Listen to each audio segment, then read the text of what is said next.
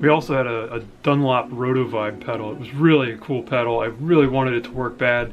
One of the settings it would work, the other setting it wouldn't.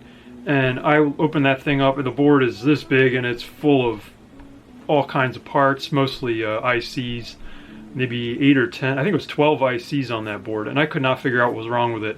So I just bought all new ICs. They were cheap, you know, TL074, real common stuff, but all 14-pin ICs. And I started desoldering them one by one, put another one in. A couple hours later, desolder one, put another one in. A couple days later, I had some more time, I desoldered another one, put one in.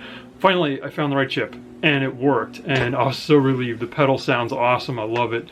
It's a great pedal, and I'm so glad I could fix it for like a 50-cent part. It was great.